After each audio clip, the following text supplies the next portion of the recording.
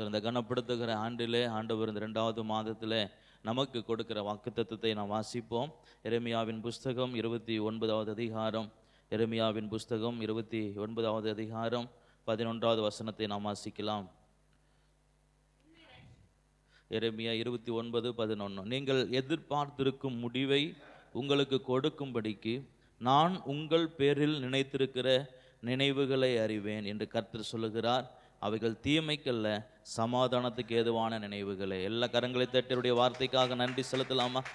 ஆமேன், ஹல்லேலூயா, ஸ்தோத்திரம். நம்ம எல்லாருக்கும் ஒரு பெரிய ஒரு எதிர்பார்ப்பு இருக்கிறது. தேவன் நமக்கு இப்படிப்பட்ட ஒரு நன்மையை செய்ய வேண்டும், இப்படிப்பட்ட ஒரு கிருபையை தர வேண்டும், இப்படிப்பட்ட ஒரு தேவை எனக்கு இருக்கிறது, அதை ஆண்டவர் பூர்த்தி செய்ய வேண்டும் என்றதான ஒரு பெரிய ஒரு எண்ணம் நமக்குள்ளாக இருக்கிறது. ஆண்டவர் சொல்லுகிறார், நீங்கள் என்ன எதிர்பார்த்திருக்கிறீர்களோ அந்த முடிவை நான் உங்களுக்கு கொடுக்கும்படிக்கு உங்கள் பேரில் நினைத்திருக்கிற நினைவுகளை அறிவேன் என்று கர்த்தர் சொல்லுகிறார். அல்லேலூயா, ஸ்தோத்திரம். அந்த வருஷத்துல ஆண்டவர் நம்மை கனப்படுத்துகிறார்.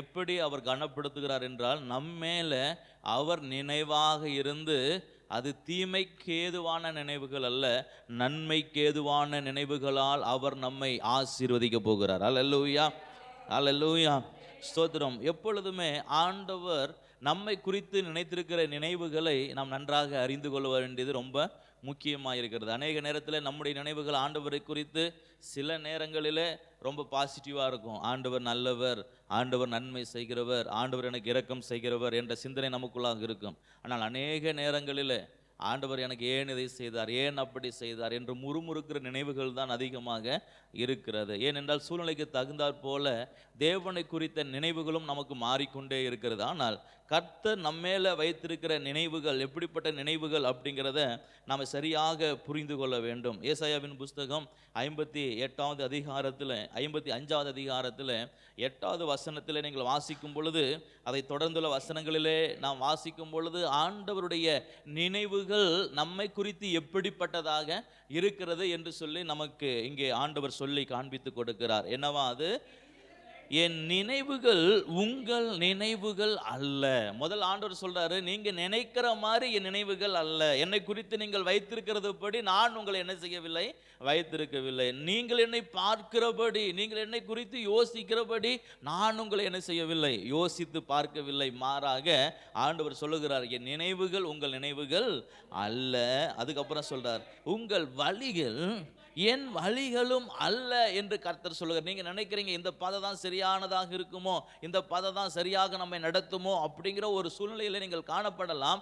ஆனால் உங்கள் வழிகள் என்னுடைய வழிகளும் அல்ல அப்படின்னு சொல்லி ஆண்டவர் சொல்லிட்டு அவருடைய நினைவுகள் எப்படிப்பட்டது அப்படிங்கிறத அடுத்த வசனத்தில் சொல்றார் பாருங்க. பூமியை பார்க்கிலும் வானங்கள் எப்படி உயர்ந்திருக்கிறதோ அப்படியே உங்கள் வழிகளை பார்க்கிலும் என் வழிகளும், உங்கள் நினைவுகளை பார்க்கிலும் என் நினைவுகளும் உயர்ந்திருக்கிறது. கரங்களை தட்டி கர்த்தருடைய நாமத்தை மகிமைப்படுத்துங்க பார்க்கலாம். ஹல்லேலூயா. ஆண்டவர் சொல்றாரு, என் நினைவுகள் என்னுடைய வழிகள் எல்லாம் நீங்க நினைக்கிற மாதிரி நீங்க யோசிக்கிற மாதிரி கிடையாது. இதுதான் சரியான வழி நீங்க நினைச்சிருக்கலாம், இதுதான் சரியான நினைவு நீங்க நினைச்சிருக்கலாம். ஆனா என்னுடைய நினைவுகளும் என்னுடைய வழிகளும் எப்படிப்பட்டது அப்படின்னா ஆண்டவர் சொல்றாரு, பூமியை பார்க்கிலும் வானங்கள் எப்படி உயர்ந்திருக்கிறதோ. இன்னைக்கு எத்தனையோ பேர் கடலின் ஆழத்தை எவ்வளோன்னு கண்டுபிடிக்க முயற்சி செய்கிறாங்க, கண்டுபிடிக்க முடியல. அதுபோல் எவ்வளோ வானம் எப்படி உயரமாக, எவ்வளோ உயரம் அப்படின்னு கண்டுபிடிக்க முயற்சி செய்கிறாங்க, அது இது வரைக்கும் கண்டுபிடிக்க முடியவே இல்லை. சில ராக்கெட்டெல்லாம் அனுப்பிவிட்றாங்க, சில இதெல்லாம் ஆராய்ச்சியெல்லாம் பண்ணிட்டு தான் இருக்கிறாங்க, ஆனால் கண்டுபிடிக்கவே முடியல. ஆண்டவர் சொல்கிறாரு, அவ்வளவு உயரமாக உன்னை குறித்த நினைவுகள் இருக்கிறது என்று கர்த்தர் சொல்லுகிறார். அல்லேலூயா, அல்லேலூயா, அல்லேலூயா, அல்லேலூயா.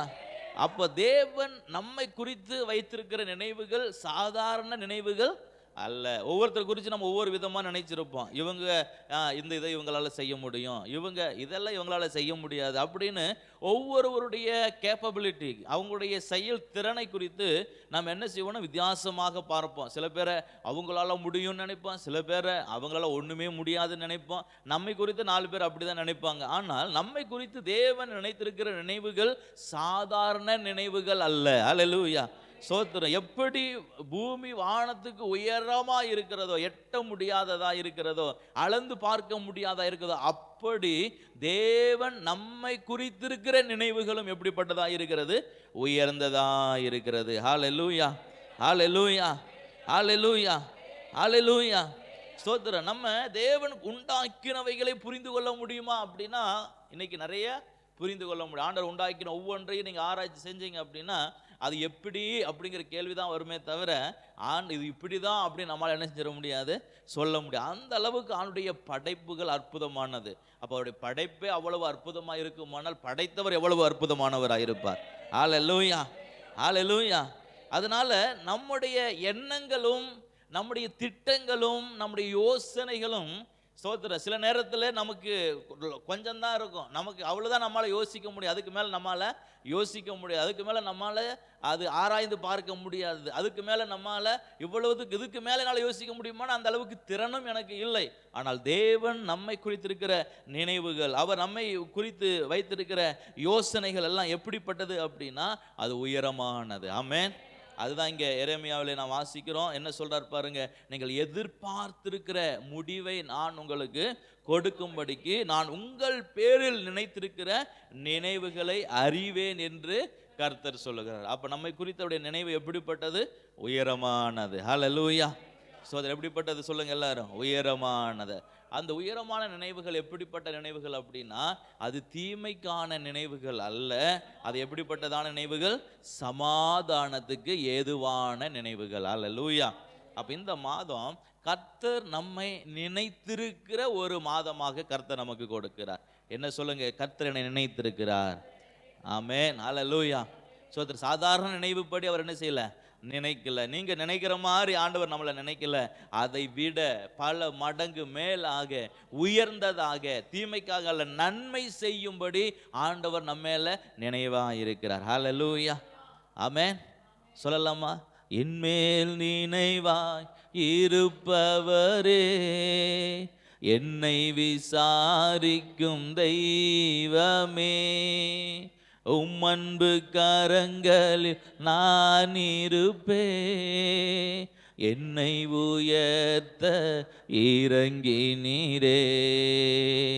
என்மேல் நினைவாய் இருப்பவரே, என்னை விசாரிக்கும் தெய்வமே, உம்மன்பு கரங்களில் நான் இருப்பே, என்னை உயர்த்த இறங்கி நீரே. நம்மை உயர்த்தும்படியாய் அவர் நம்மேல் நினைவாய் இருக்கிறார். ஆமென்.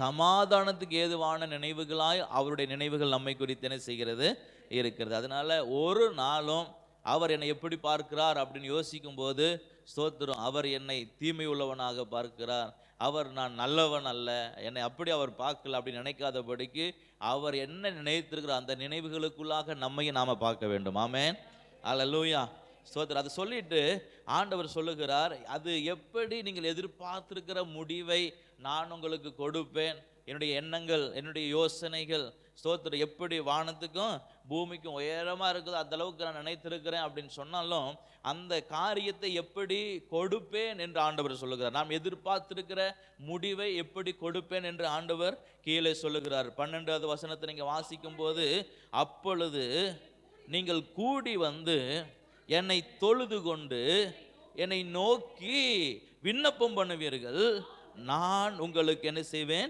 செவி கொடுப்பேன். ஹல்லேலூயா.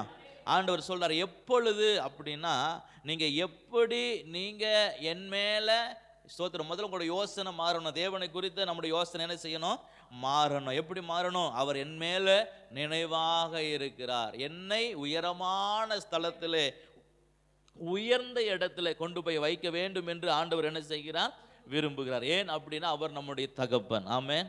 இயேசு இந்த உலகத்தில் வாழும் பொழுது சொன்னார், உங்களில் எவனாகிலும் தன்னுடைய மகன் அப்பாவிடத்துல வந்து அப்பத்தை கேட்டால் கல்லை கொடுப்பானா, மீனை கேட்டால் ஆமா இல்லை முட்டையை கேட்டால் தேலை கொடுப்பானா? ஆண்டவர் சொல்றாரு கொடுப்பானா?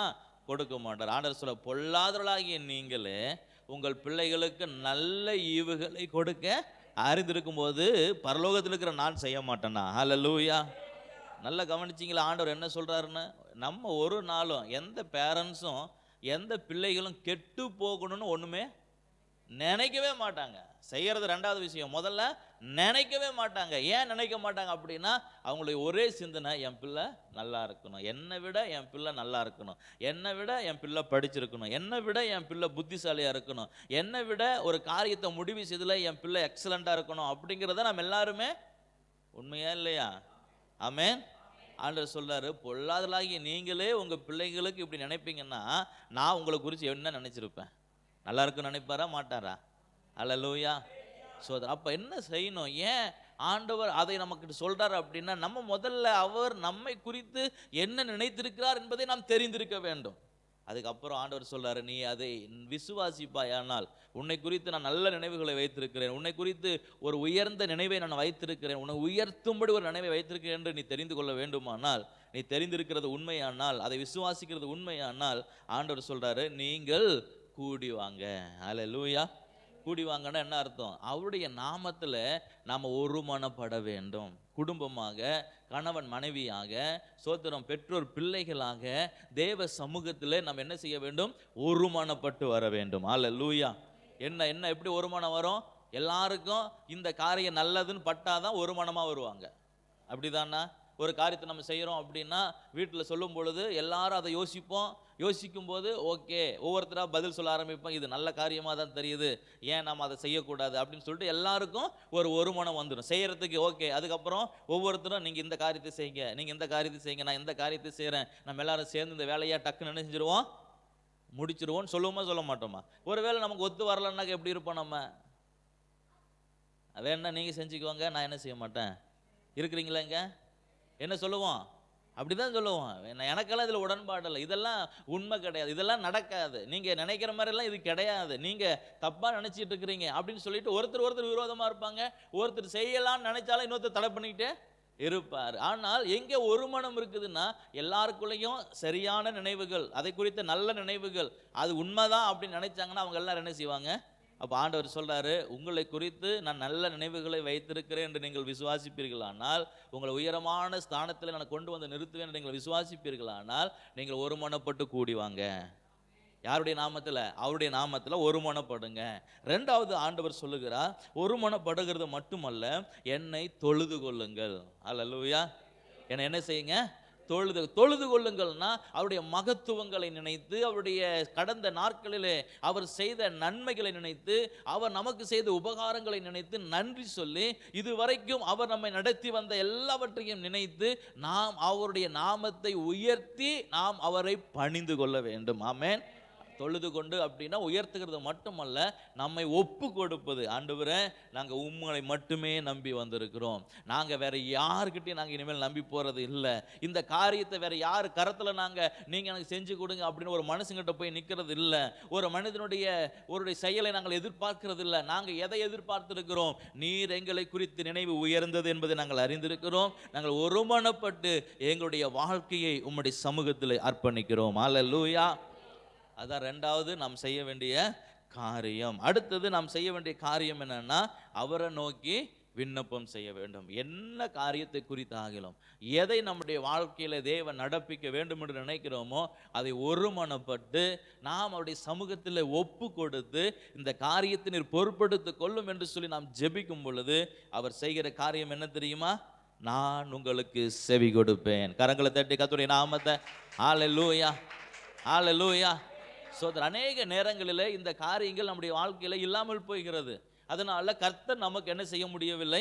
செவி கொடுக்க முடியவில்லை. என்ன நடக்கிறது? நாம் ஆண்டவர் செய்வார் அப்படிங்கிற விசுவாசம் எல்லாருக்கும் என்ன செய்யறது இல்லை, இருக்கிறது இல்லை. ஒருத்தருக்கு இருக்குது, 4 பேருக்கு ஆண்டவர் அப்படியெல்லாம் செய்ய மாட்டாரு, இப்படி நம்ம பண்ணுவோம், இப்படி நம்ம செய்வோம் அப்படின்ட்டு அங்கே ஒரு மனம் எங்கே இல்லையோ அங்கே தேவனுடைய நாமம் என்ன செய்யாது?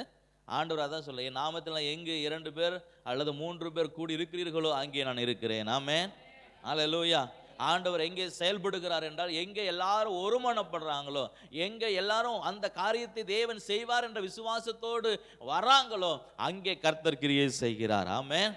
சோத்திரம். ஒரு மனம் பட்டால் மட்டும் போதாது, கர்த்தரதை நமக்கு செய்யணும் அப்படின்னு குடும்பமா நினைச்சா மட்டும் போதாது, நம்முடைய வாழ்க்கையை அவருடைய கரத்திலே அர்ப்பணிக்க வேண்டும். ஆண்டவரே, இந்த காரியத்தை குறித்து எங்களுக்கு எதையும் செய்வதை காட்டிலும் நீர் சொல்லுகிற பாதையிலே நடப்பதற்கு எங்களை ஒப்பு கொடுக்கிறோம். உம்முடைய சித்தத்துக்கு எங்களை ஒப்பு கொடுக்கிறோம். நீர் நடத்த வல்லமையுடையவர், உம்மாலே இது கூடும். அல்லேலூயா. சோதர். அப்படிதான் நான் மத்திய 8வது அதிகாரத்தில் இயேசு மலையிலிருந்து இறங்கி வரும் பொழுது ஒரு குஷ்டரோகி இயேசுவுக்கு எதிர்கொண்டு வந்து அவரை பணிந்து கொண்டான் அப்படின்னா என்ன சொல்லுகிறான்? உமக்கு சித்தமானால் என்னை சுத்தமாக்க உம்மாலே ஆகும். அல்லேலூயா. அதுதான் பணிந்து கொள்றதுன்னா என்னன்னா, ஆண்டுடைய சித்தத்துக்கு நம்மை முழுவதுமாக ஒப்பு கொடுப்பது. நமக்கு சித்தம் இருக்கலாம், நமக்கு விருப்பம் இருக்கலாம், நமக்கு ஆசை இருக்கலாம், இது நடந்துச்சுன்னா நம்முடைய வாழ்க்கை நல்லா இருக்குமே அப்படின்னு நம்ம நினைக்கலாம். ஆனால் கர்த்தருடைய சித்தத்துக்கு அர்ப்பணிக்கிற ஒரு அனுபவம் நமக்கு இருக்க வேண்டும். உங்க சித்தத்துக்கு என்னை ஒப்பு கொடுக்கிறேன், உங்க சித்தத்துக்கு இந்த காரியத்தை நான் அர்ப்பணிக்கிறேன், உம்மாலே கூடும், உமக்கு சித்தமானால் ஒரு அற்புதத்தை செய்யும் ஆண்டவரே. ஆமென். அந்த அர்ப்பணம் ரொம்ப ரொம்ப தேவை. 3வது, அதை குறித்த ஜெபம் நமக்கு தேவை. அதை குறித்த விண்ணப்பம் ஆண்டவருடைய சமூகத்தில் சொல்லணும். ஆண்டவரே, இதை உம்மாலே செய்ய முடியும். ஆமென். ஆண்டவர் சொல்றார், அப்பொழுது நான் உங்களுக்கு செவி கொடுப்பேன். எத்தனை பேர் சொல்றீங்க, அவர் எனக்கு செவி கொடுக்க வல்லவராயிருக்கிறார்? ஆமென். அல்லேலூயா. அவர் என்னை குறித்த நினைவுகள் எப்படிப்பட்டதா இருக்கிறது? உயர்ந்ததா இருக்கிறது. நான் செய்ய வேண்டிய காரியம் என்ன? எந்த காரியத்தை குறித்தாகிலும் நான் என்ன தேவன் செய்ய வேண்டும் என்று நினைக்கிறேனோ அந்த காரியத்துக்காக என்ன செய்ய வேண்டும்? முதல்ல சொல்லுங்க எல்லாரும், ஒருமனப்பட வேண்டும். எல்லாரும் சொல்லுங்க, ஒருமனப்பட வேண்டும். 2வது, நம்முடைய சித்தத்தை தேவனுடைய சித்தத்துக்கு அர்ப்பணிக்க வேண்டும். சொல்லுங்க, நம்முடைய சித்தத்தை தேவனுடைய சித்தத்துக்கு அர்ப்பணிக்க வேண்டும். 3வது, விண்ணப்பம் பண்ண வேண்டும். அப்பொழுது அவர் செவி கொடுக்க வல்லவராக இருக்கிறார். ஆமென். இந்த காரியத்தை மட்டும் நம்ம செஞ்சுக்கிட்டே இருப்போம். அவர் செய்கிறதை யாராலும் தடுக்க முடியாது. ஒரு காரியத்தை தேவன் நமக்கு செய்ய வேண்டும் என்று தீர்மானித்தால் இந்த உலகத்தில் எவ்வளவு பெரிய மனிதர்கள் எழும்பி வந்தாலும் அவர்கள் தடுத்து விடலாம். அந்த காரியத்தை அவங்களுக்கு நடக்கவே கூடாதுன்னு நினைத்தாலும் அந்த காரியத்தை நடத்த கர்த்தர் வல்லமை உடையவராக இருக்கிறார். சில நேரத்தில் யார் நமக்கு செய்யவே கூடாது, அவங்க நடக்கவே கூடாதுன்னு நினைக்கிறாங்களோ அவங்க கையாலேயே தேவன் சில நேரத்தில் நமக்கு செய்ய வைப்பார். எத்தனை பேர் அதை விசுவாசிக்கிறீங்க? ஆமென். மொர்தெகாயுடைய காரியத்தில் அப்படித்தான் இருந்தது. மொர்தெகாயை எப்படியாகிலும் என்ன செய்ய வேண்டும்? தீர்த்து காட்ட வேண்டும் என்று நினைத்த ஒரு மனிதன், அவனுடைய இனத்தையே அழிக்க வேண்டும் என்று நினைத்த ஒரு மனிதனை ஆண்டவர் என்ன பண்ணார் தெரியுமா? அவன் கையாலேயே கனப்படுத்தக்கூடிய ஒரு சூழலை கர்த்தர் கொடுத்தார். இது தேவனால் செய்ய முடியுமா? ஆமென். மொர்தெகாய்க்கு செய்ய முடியும்னா நமக்கும் செய்ய அவர் வல்லமை உடையவராக இருக்கிறார். அல்லேலூயா. நீங்க நினைக்கலாம் அவங்க அப்படி இருக்கிறாங்க, அதெல்லாம் நம்ம பார்க்க வேண்டிய அவசியமே இல்லை. நம்முடைய கர்த்தர் நம்மை அவர் நினைத்திருக்கிறார். அவருடைய நினைவுகள் மிகவும் உயரமாக இருக்கிறது. நமக்காக அவர் எல்லாவற்றையும் செய்ய வல்லவராக இருக்கிறார். எல்லாரும் எழுந்திருக்கலாமா? கர்த்தருடைய சமூகத்தில் அவரை நோக்கி சொல்லலாமா? ஆண்டவரே, எங்களை குறித்த உம்முடைய நினைவுகள் ஆண்டவரே ஸ்தோத்திரம் சாதாரணமானவைகள் அல்ல. ஆண்டவரே, நீர் எங்களை ஆசீர்வதிக்கிற தேவன். ஆண்டவரே, ஹல்லேலூயா, ஹல்லேலூயா. அது தீமைக்கு ஏதுவானவைகள் அல்ல ஆண்டவரே, நன்மைக்கு ஏதுவானவைகளே அப்பா. ஆண்டவரே, உம்மை நாங்கள் துதிக்கிறோம். ஆண்டவர் எல்லாரும் கேட்கலாமா? ஆண்டவரே, நாங்கள் ஒருமனப்படத்தக்கதாக ஆண்டவரே எங்களுக்கு உதவி செய்கிற தேவன் அல்லவா? உங்க கரத்தில் ஒப்பு கொடுத்து நாங்கள் ஜெபிக்கிறோம் ஆண்டவரே. உங்க கரத்தில் அர்ப்பணித்து நாங்கள் ஜெபிக்கிறோம் ஆண்டவரே. உங்க கரத்தில் ஒப்பு கொடுத்து நாங்கள் ஜெபிக்கிறோம் ஆண்டவரே. Thank you holy spirit. நன்றியோடு உம்மை துதிக்கிறோம், நன்றியோடு உம்மை துதிக்கிறோம் ஆண்டவரே, நன்றியோடு உம்மை துதிக்கிறோம் ஆண்டவரே, நன்றியோடு உம்மை துதிக்கிறோம் ஆண்டவரே. ஹல்லேலூயா.